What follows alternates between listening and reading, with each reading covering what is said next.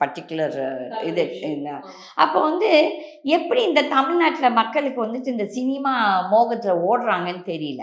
முதல்ல வந்து இந்த ரஜினிகாந்த் ஓடினாங்க, அதுக்கப்புறம் அதை விட்ட கொஞ்ச நாள் நாட் வெல் லாங் கமலஹாசன், அதுக்கப்புறம் இன்னொருத்தர் இப்போ வந்து விஜய்.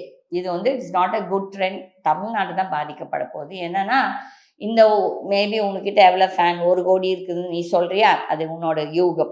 எல்லாரும் சொல்கிறாங்க எனக்கு 1 கோடி இருக்குது, இருக்கிற பாப்புலேஷன் 8-9 கோடி. இந்த 8-9 கோடியில் எல்லாருமேனா அப்புறமேல் மிச்சம் நான் எங்கள் மாதிரி அவங்களாம் நாங்கள் we are not fans for anybody. அப்போ நாங்களே என்ன ஆகும்?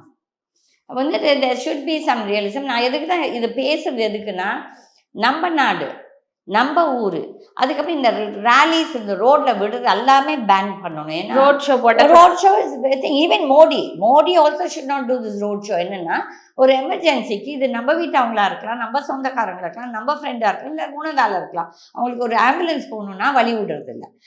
நீங்கள் ரோட்டில் உட்காந்து எண்ணத்தை இதெல்லாம் தேவையா உங்களுக்கெல்லாம்? ஒன்றும் தேவையில்லை. உங்களுக்கு அப்படி அரசியல் பண்ணால் போய் நீ ஒரு 100 ஏக்கர் நீ முதல்ல எடுத்து இல்லை வாடகைக்கு இந்த பக்கத்தில் ஏதோ ஒரு ஊரில் அந்த மாதிரி எல்லா ஊரில் போய் வாடகைக்கு எடுத்துகிட்டு நீங்கள் உங்கள் ரேலிஸ் பண்ணிக்கோங்க, உங்களோட மீட்டிங்ஸ். பட் வந்து இந்த road show should be pant because it effects everybody. பாமர மக்கள், இன்னோசன்ட் பீப்புள்.